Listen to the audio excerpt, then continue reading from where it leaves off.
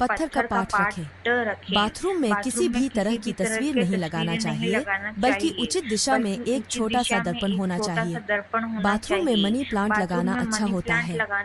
Bathroom में वास्तु दोष दूर करने के लिए नीले रंग के मग और बाल्टी का उपयोग करना चाहिए। नंबर 25, घर के आसपास केला, तुलसी, मनी प्लांट, अनार, पीपल, बड़, आम, नारियल, बांस, जामुन और जामफल के पेड़ पौधे होना चाहिए, कांटेदार नहीं।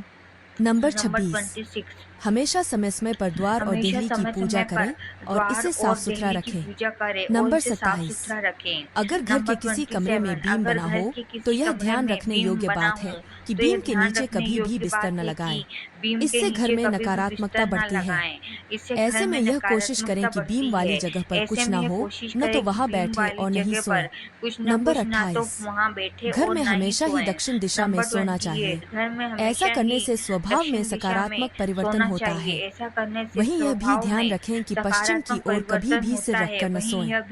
नंबर 29, किसी भी दिशा में गलत रंग के पत्थर का फर्श न बनवाएं। उत्तर में काले, उत्तर पूर्व में आसमानी, पूर्व में गहरे हरे, अगन में बैंगनी, दक्षिण में लाल, नृत्य में गुलाबी, पश्चिम में सफेद और वायव्य में ग्रे रंग के फर्श होना चाहिए। यदि आप अलग अलग रंग के पत्थर नहीं लगवाना चाहते हैं तो आप सभी कमरों में गहरे हरे या फिर पीले रंग का फर्श लगवा सकते हैं। पीले में पीताम्बर उत्तम है। नंबर 30, हर रूम के लिए अलग अलग रंगों का सुंदर सा कारपेट लाएं और उसे बिछाएं। इस कारपेट को प्रतिदिन अच्छे से साफ रखें। नंबर 31, घर के प्रत्येक रूप के मध्य में मांडना मांडे, घर के द्वार के बाहर रंगोली बनाएं। रंगोलियां बनाना हमारी प्राचीन सभ्यता और संस्कृति की समृद्धि के प्रति है। इससे घर परिवार में मंगल रहता है। नंबर 32, आपके घर में किसी कमरे, किचन या अन्य किसी स्थान की टाइल्स टूटी हुई है तो उसे जल्दी ठीक कराना चाहिए, क्योंकि टूटी टाइल्स भी वास्तुशास्त्र के हिसाब से शुभ नहीं मानी जाती। नंबर 33, मकान के फर्श का ढाल पूर्व, उत्तर या ईशान दिशा की ओर होना चाहिए। इसमें भी उत्तर दिशा उत्तम है।